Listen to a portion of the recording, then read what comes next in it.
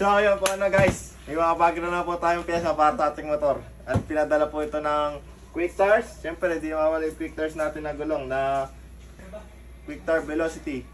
Subcompound na po siya guys. Kaya nagamit na rin po nila sa truck to. At race, pwede po siya pan daily use, pan truck. Ayan guys, kung ano saan yung gusto gamitin, pwede itong Quick Star Velocity na to. Tapos meron din po tayong pipe. Galing po sa Nanban.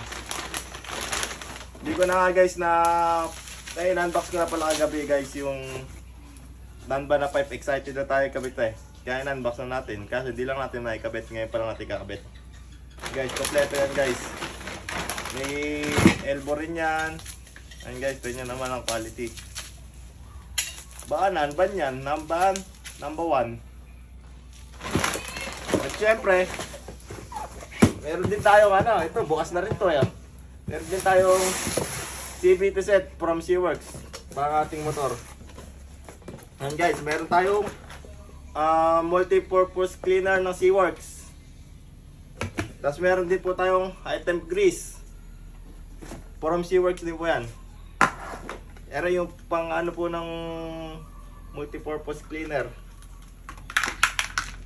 Tapos meron din po tayong clutch shoe assembly. Ayun pala guys, po pala isang set po ng CVT po ng pambit FI po. Clutch shoe assembly, complete na po yan guys. Sasalpak na lang to guys. At may built-in spring na rin po siya guys. Kaya kung bibili po kayo nito, sasalpak na lang din po. Depende lang po sa inyo kung papalitan nyo rin po ng spring. Kasi po ako, papalitan po natin ng spring. Yan guys. Clutch shoe assembly, clutch bell.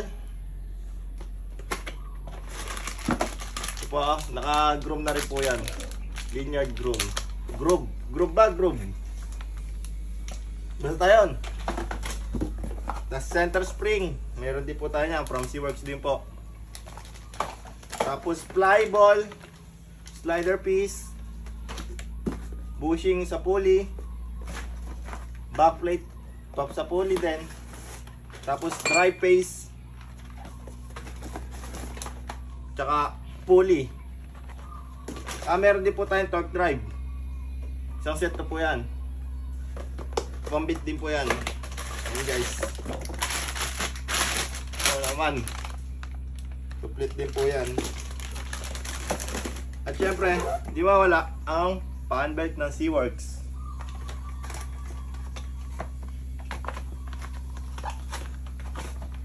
Guys, thank you po sa SeaWorks, Nanban, Quick Stars, at thank you po kay Boss S sa pagpapadala po na ito. And guys, ano pa natin? Kabit na natin to.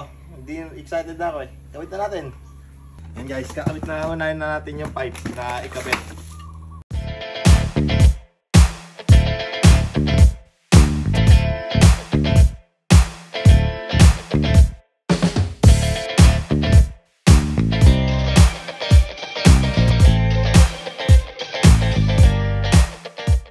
So ngayon naman po guys, gagamitin naman po natin yung degreaser ng SeaWorks, yung multi-purpose cleaner. Dito po, lilinisin lang po natin itong sa CVT natin, sa crankshell. Lilinisin na rin natin yan guys.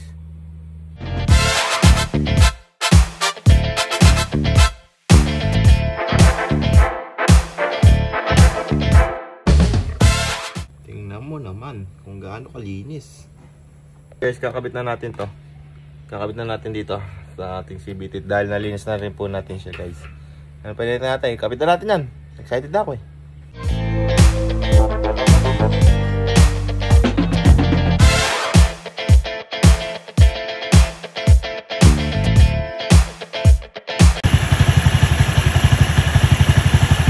So okay naman po yung gulong naman po ay kakabit natin. Yung premium tire ng Velocity. Anong Quick Tire. Tara, gawin natin.